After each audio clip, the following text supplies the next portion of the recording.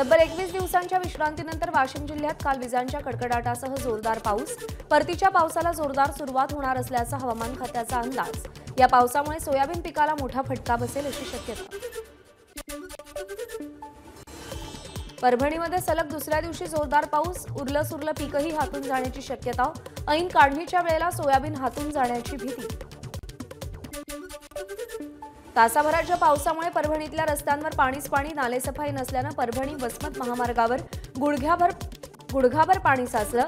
यामुळे वसमत परभणी दरम्यान वाहतूक मंदावली।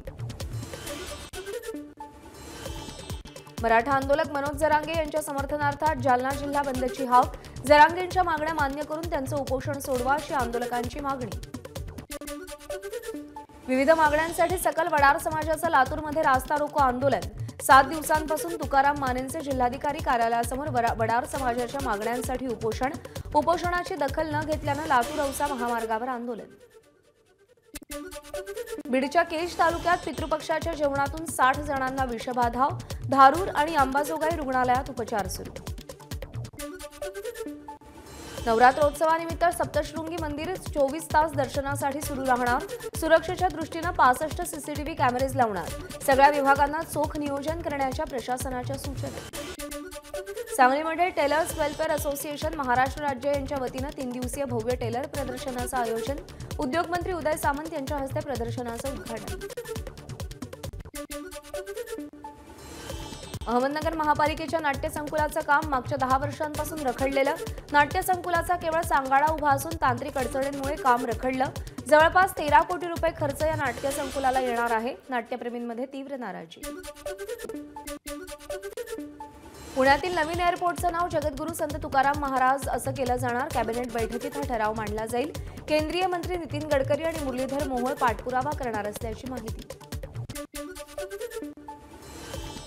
येवल्यामध्ये उभारल्या जाणाऱ्या शिवसृष्टीतील शिवाजी महाराजांच्या सिंहासनावर आरूढ पुतळ्याची शहरामध्ये मिरवणूक। या मिरवणूक आणि आगमन सोहळ्याला मंत्री छगन भुजबळ उपस्थित राहणार। गोंडवाना विद्यापीठातील आंबेडकर अध्यासनाच्या वतीनं संविधान सन्मान महोत्सवाचं आयोजन। या महोत्सवाचं उद्घाटन आज चंद्रपुरातील प्रियदर्शनी इंदिरा गांधी या सभागृहात होणार। यावेळी रामदास आठवले, सुधीर मुनगंटीवार, राकेश सिन्हा आणि प्रतिभा धानोरकर उपस्थित राहणार। शिर्डीतील मारीगोल्ड हॉटेलला आग आटोक्यात आणण्यासाठी अग्निशमन दलाचे प्रयत्न सुरू। आग लागण्याचं कारण अद्याप अस्पष्ट। बीडमध्ये ड्रोनची दहशत। बीड शहरातील बलभीम महाविद्यालय परिसरात ड्रोन आढळला। पोलिसांचा तपास सुरू। पालघरच्या कुडूस परिसरात भटक्या कुत्र्यांमुळे नागरिक त्रस्त। मागच्या वर्षात 675 नागरिकांवर भटक्या कुत्र्यांनी जीवघेणा हल्ला केल्याची माहिती।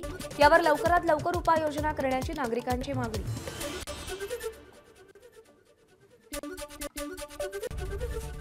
एबीपी माझा, उघडा डोळे बघा नीट।